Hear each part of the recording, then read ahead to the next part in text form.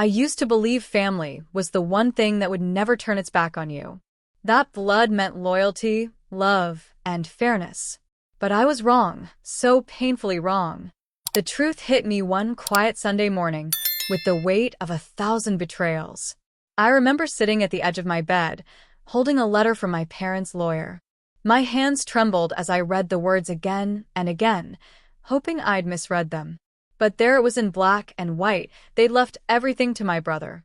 Every cent, every property, every memory of our family's legacy handed to him, while I was written off as if I never existed. At first, I couldn't breathe.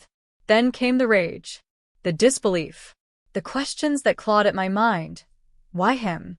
What did I do wrong? I spent my entire life being the dutiful daughter, the one who stayed, who cared, who never stopped trying to make them proud. And yet, when it mattered most, I was invisible. But pain has a way of transforming people. That day, something inside me shifted. The girl who once begged for love was gone. In her place stood a woman ready to reclaim everything that was stolen from her, no matter the cost. You see, revenge doesn't always come loud or fast. Sometimes it begins in silence. And mine? Mine began that very day. Before everything fell apart, my life was quiet, almost too ordinary to notice. I lived in a small but cozy apartment on the edge of town, the kind where mornings smelled like fresh coffee and evenings were wrapped in the soft hum of distant traffic. I worked as a financial analyst, the kind of job that required discipline, long hours, and a steady mind. I didn't love it, but it gave me stability, and in my family, stability was something I was always chasing. My parents were traditional, proud, and deeply invested in appearances. My father built his business from the ground up, a chain of real estate investments that, over time, became the family's pride. My mother managed everything behind the scenes, making sure we looked like the perfect family from the outside. And then there was my brother, Daniel, the golden child, the one who could do no wrong. Growing up, I was the responsible one, the helper, the planner, the listener. Daniel was the dreamer, the risk-taker, the one my parents always rescued when his mistakes caught up to him. I used to tell myself it didn't bother me, that love just looked different for each of us. But deep down, I knew I was always trying to earn something he got effortlessly. When my parents grew older, I took on more responsibilities, visiting them weekly, managing some of my father's paperwork when his eyesight started to fail, making sure the household ran smoothly when Mom fell sick.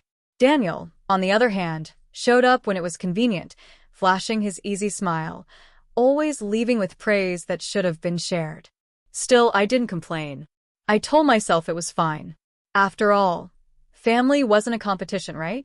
But there were moments when things didn't sit right. The way my mother's tone changed when Daniel walked into the room. The way my father avoided eye contact whenever money or inheritance came up.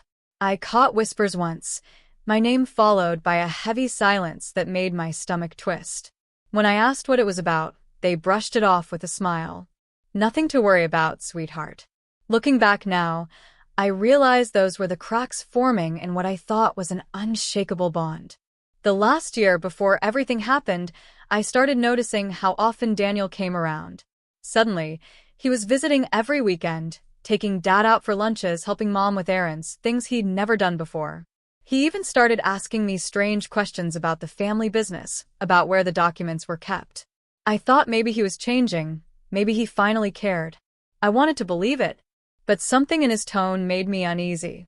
His kindness felt rehearsed, almost too perfect. Around that time, my parents stopped discussing their finances with me. They'd change the subject if I asked about their health insurance or the house deed.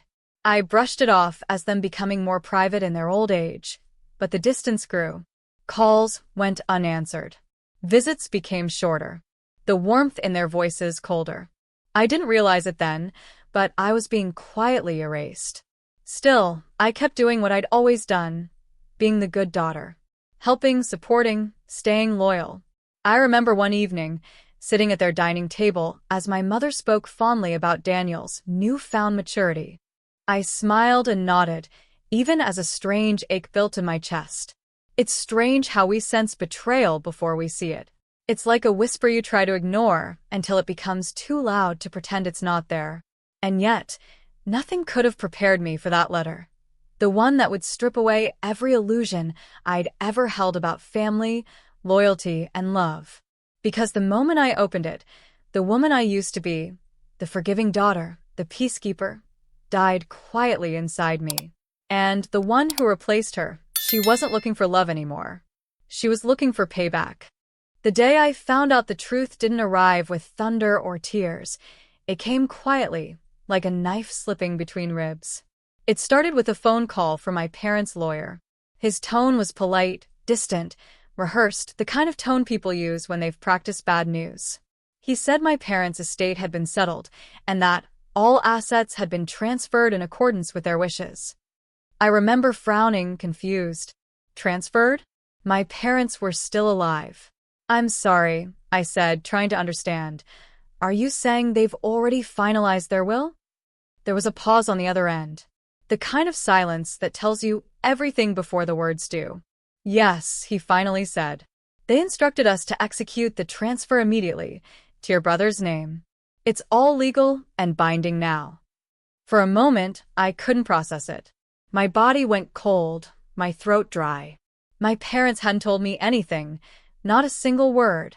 That night, I drove to their house, heart pounding like I was heading toward something I already knew I wouldn't like. The lights were off except for the faint glow from the living room window. Inside, I could see them, my mother, reading quietly, and my father watching the news. They looked so normal, peaceful. When I stepped inside, they seemed startled. My mother's eyes darted toward my father, then back to me. Honey, what are you doing here so late? I just came from Mr. Grant's office, I said flatly. The lawyer. My father's jaw tensed. My mother set her book down carefully. The air thickened between us. I think there's been a mistake, I continued. He said the estate has been transferred to Daniel. No one spoke. My father leaned back in his chair, arms crossed, as if bracing himself for a storm he knew he'd caused. My mother's lips trembled before she forced a soft smile. We were going to tell you, sweetheart. We just didn't know how. My chest burned. Didn't know how? I repeated, trying not to yell. You gave everything to him. Everything you built. Everything we shared. He needs it more than you do, my father said finally, his tone firm, almost cold. You're strong, independent. You've made a life for yourself. Daniel hasn't. There it was, the lifelong narrative. I was strong, therefore expendable. I wanted to scream, but no sound came out. I left without another word, the door slamming behind me so hard it rattled the walls. For days, I couldn't eat, couldn't think. Anger, disbelief, humiliation, all circling like vultures around my thoughts. I felt like my existence had been erased with the stroke of a pen.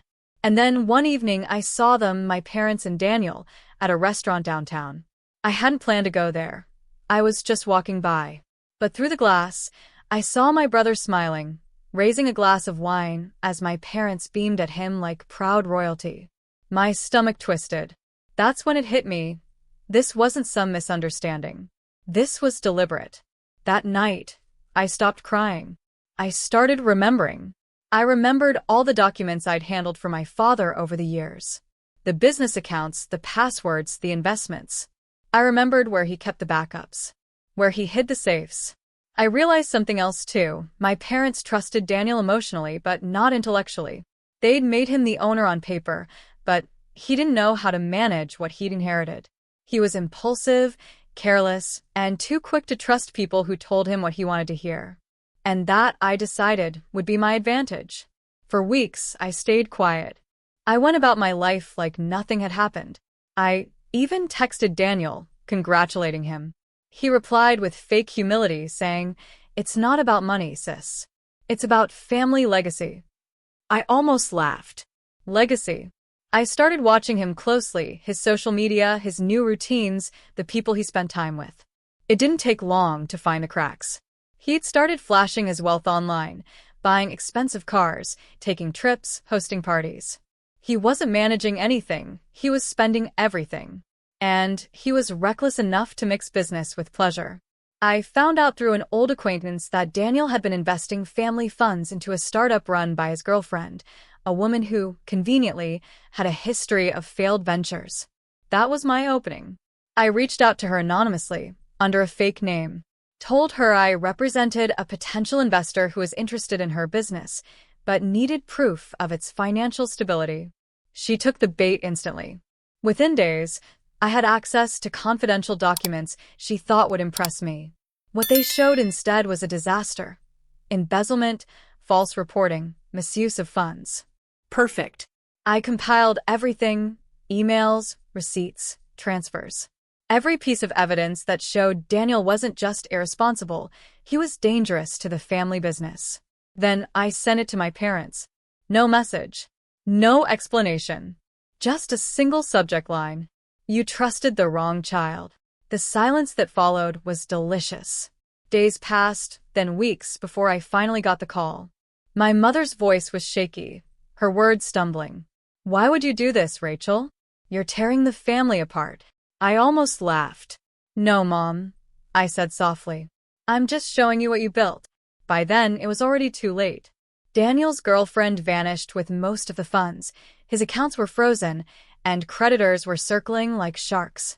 The empire my father had transferred to his golden son was collapsing, and I hadn't lifted a finger beyond revealing the truth.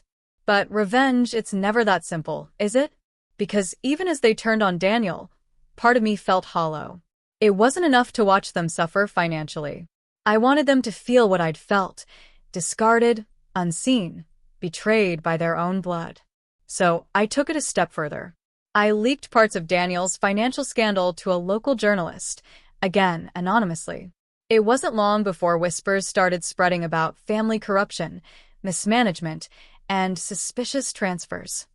My father's reputation began to crumble, the same reputation he'd sacrificed me to protect. Meanwhile, I stayed silent. Calm. Invisible. The night everything blew up, my father called me for the first time in months. His voice was broken, trembling with something between anger and regret. You knew this would happen, he said. You could have warned us. I closed my eyes, savoring the irony. You didn't trust me before, I said quietly. Why start now? He hung up. That night, I felt the first hint of satisfaction. But it was fleeting, because beneath the satisfaction was a strange ache. The kind that comes from realizing your family's pain doesn't heal your own. Still, I couldn't stop. Not yet. I visited the house one last time. The once perfect home was now quiet, empty of laughter. My mother sat in the living room, eyes swollen, the air thick with guilt and exhaustion. She didn't look up when I walked in. We just wanted him to be okay, she whispered. I know, I said softly. But what about me? She didn't answer. I left without looking back. The world outside felt colder, but somehow I felt lighter, like I was finally walking out of the shadow I'd lived in my whole life. Still, deep down, I knew this wasn't over. Because revenge doesn't end with destruction. It ends when you face what's left of yourself afterward. And I wasn't ready to face that yet. Not until I saw what my choices had truly cost me. What happened next changed everything. It was a cold evening, the kind where the air itself feels heavy, with consequence. The city lights flickered outside my window, but my focus was on the glowing screen in front of me. Months of silence, planning, and patience had led to this exact moment. My brother's empire was collapsing faster than anyone could have imagined. The company accounts were frozen, the media was circling, and my parents were scrambling to control the damage. But what they didn't know, what no one knew, was that I wasn't done yet. There was still one truth they hadn't faced: how far they'd gone to erase me. I'd managed to get hold of the revised will, an electronic copy hidden deep in one of my father's business drives. The line that destroyed me the first time I read it still burned in my mind. All assets, liquid and non-liquid, to be transferred solely to my son, Daniel Cole. Beneath it, my name struck out, replaced, rewritten out of existence. But there was something else. A trail of digital footprints, emails between my father and the lawyer, messages that revealed it wasn't Daniel's idea at all. It was my father's. He'd pushed for it, convinced that I didn't need a handout, that I'd find my own way. Maybe I would have if he hadn't taken everything to prove it. Now, I had proof, and I knew exactly where to use it. The annual charity gala my father hosted every year was just days away. It was his pride and joy, an event broadcasted across social media, attended by investors, partners, and everyone who mattered to his reputation. This year, he planned to use it to rebuild the family name after Daniel's scandal. So, I decided that would be the stage for my truth. I arrived that night in a black dress. Simple, elegant, sharp. The kind that didn't draw attention until it wanted to. My parents were already there, greeting guests, smiling through the chaos of their crumbling world. Daniel stood beside them, pale and nervous, trying to fake confidence. When my mother saw me, she froze. Her smile faltered. My father's eyes narrowed, but he said nothing. I could feel the tension shift around us, like static before a storm.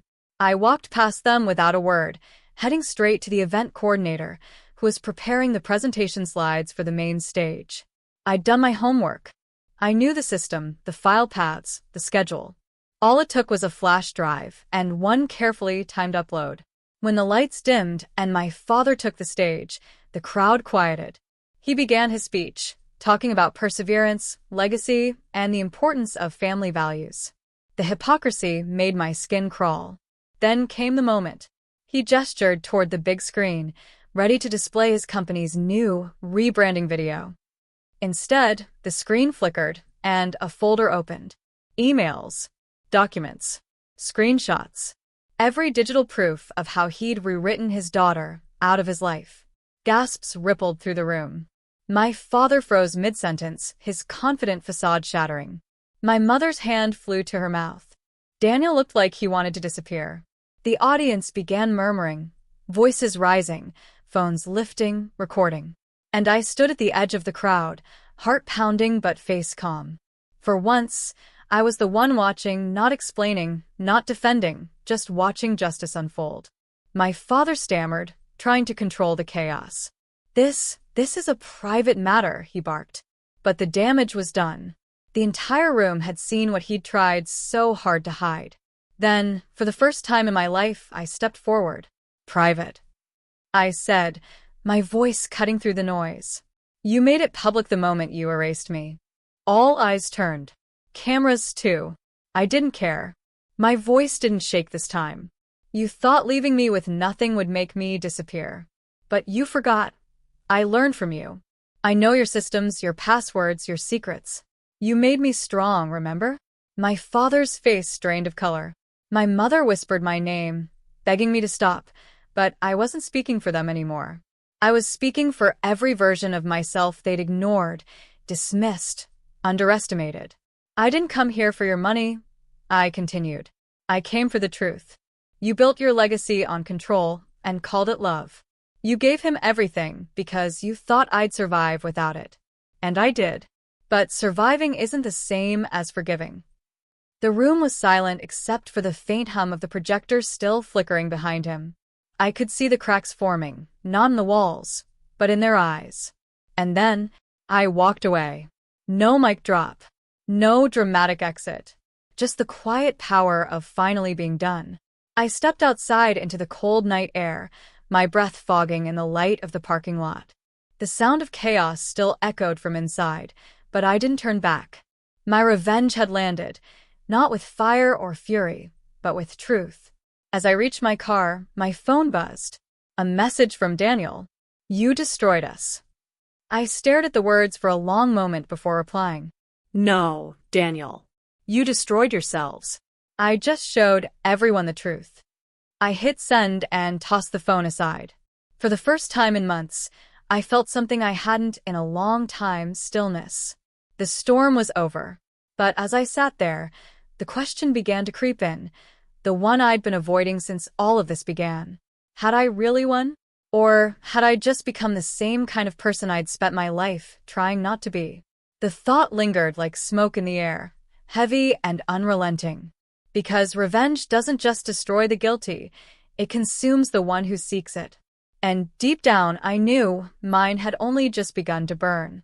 When the dust finally settled and the noise of everything I'd done faded into silence, I found myself alone, with only the echo of my own heartbeat to remind me I was still here. The revenge I'd planned for months, maybe years, had unfolded exactly as I wanted.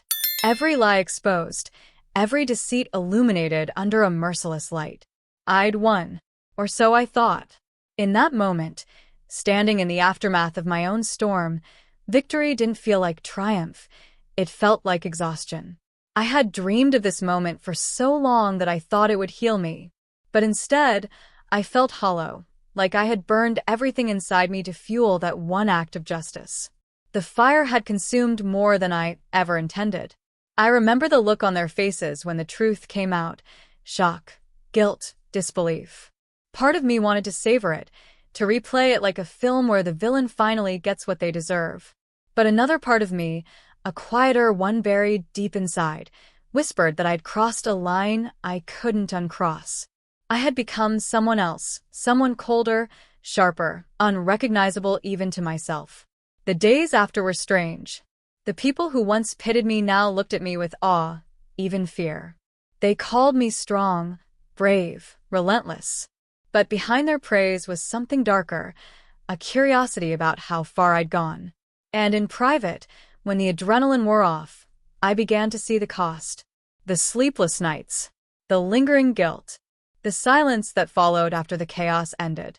Revenge had given me justice, yes, but it had also taken something precious from me: peace. I told myself it was worth it, that they had to pay for what they did. And maybe that's true. Maybe justice demands sacrifice. But when I looked in the mirror, I realized I wasn't the same person who'd been wronged. I was the person who had done the wronging now, even if my reasons felt justified. There's something no one tells you about revenge. It doesn't end when the plan works. It doesn't fade after the truth comes out. It lingers, in the quiet, in the moments when you should feel free but don't. It becomes a part of you, shaping how you see the world. I used to believe revenge was about balance, about making the world fair again. Now I know it's about release, about reclaiming control when someone's taken it from you. But it's also about letting go before it consumes you completely. Looking back, I don't regret standing up for myself. I don't regret showing them that I wasn't weak, that I wasn't someone to be broken and discarded. But I do regret letting my pain define me for so long. Because when pain becomes your compass, every direction leads to destruction. Still, maybe that's what needed to happen.